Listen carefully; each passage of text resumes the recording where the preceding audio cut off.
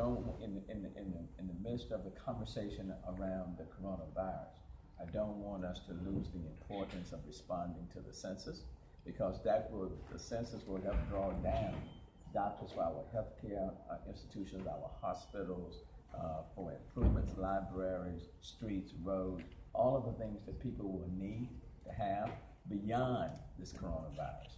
So I want to encourage people to please respond to the census. You can do it online, which is preferable.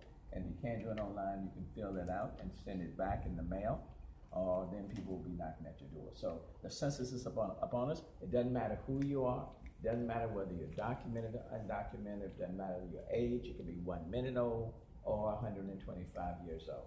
It doesn't matter what your religion is. If you are living in the city of Houston, it is important that you respond to the census. So I don't want to lose sight of that. And then with respect to the coronavirus, of course, that's at the top of our attention, top of the radar for us. And so, talking constantly, every day, several times a day, with our medical professionals, people at the Texas Medical Center, conversing with the county, all of our partners, and simply want to encourage people again to please exercise proper hygiene. I know we say it over and over again, but it's critically important to wash your hands, soap and water. In addition, use the sanitizer. If you don't have access to the soap and water where you are, let's minimize shaking hands. I know that's very difficult for a person like me, but it's just a change that we have to take. We have to utilize. So, let's kind of avoid shaking hands. I've suspended all international travel as it relates to city employees, for the time being, and quite frankly, scrutinizing a lot of the domestic travel, depending on where people are going. Then asking people who have engaged in international travel, when they come back, to self-quarantine themselves for 14 days, regardless of where you have been. And then if you have engaged in international travel, or depending on where you've gone domestically, to avoid going to nursing homes or senior citizen living facilities, at least for 14 days, to visit friends or loved ones that are there. And then we've said to senior citizens, for example, with underlying medical conditions, to avoid large crowds. So there are a number of things that we're looking at. I'll have a more in-depth announcement at noon, and because this is a fluid situation, and we want to stay on top of things as we go forward. So having said that as a predicate, I'll take whatever questions. Mayor, concerning some of the issues you have raised, no doubt the TMC, which is the medical magazine out of the Texas Medical Center, has this month's edition did a beautiful presentation on different articles on the way you've been managing the coronavirus, the soccer hosting by City of Houston. They discussed the public health effects of people not being involved and getting registered in the census. Let me ask this question.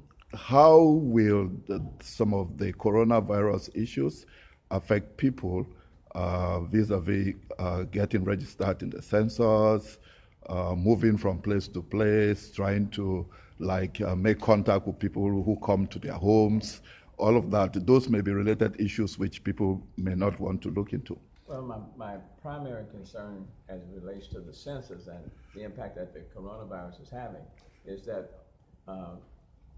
the overwhelming conversation right now is about the coronavirus, and so it's very difficult to get messaging out on the census right now because people are focused on the coronavirus, and people are taking steps to prepare themselves for it. But at the same time, it is important for us to respond to the census because the numbers that we derive from the census will impact us for the next 10 years. Okay, this coronavirus, hopefully, within a matter of, let's say, months, will be out of here, gone. That's our hope. But for the failure to respond to the census can hurt us in multiple ways over the next decade. And so that's why we want to encourage people. We want to keep that in the front of people's minds, census, census, census. And we need them to respond online. If you respond online, you don't have to worry about anybody coming to your door. If you respond online, or if you mail the forms back, you don't have to worry about people coming to your door, coming into contact with anyone. So it's just important for people to recognize that the census is very, very, very important because, quite frankly, that will help to draw down dollars for our universities, for medical research, our hospitals, all of those things that we are needing to rely on now for the coronavirus. And the reality is that when the coronavirus is gone, a few years from now, there will be something else.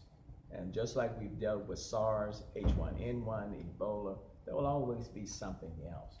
And so we need those research dollars that we can derive from people responding to the census. And so that's why I want to highlight the census, especially now as we go forward over the next 30 days. A lot of conversation about paid sick leave. And as you know, there are other cities in Texas like Austin, San Antonio, and Dallas where the cities have passed paid sick leave ordinances over the last 2 years.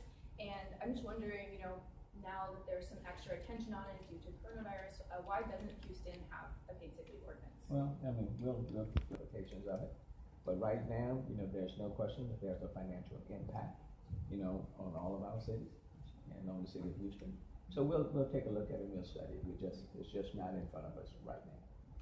So you mentioned from international traveling, you have asked them to put themselves in quarantine as a precaution? Well, I'm talking about people for city employees.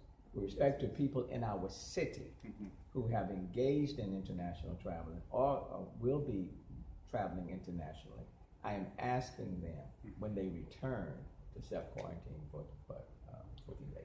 That was my question. Put themselves in quarantine because they have traveled internationally as personal motives or not? I'm not aware because that was being provided to the W, similar to the incentives that's been provided to the W Hotel. And Houston First, of course, did their analysis on it and provided the analysis here. I think it would be an economic multiplier. I think it would attract more conferences and conventions.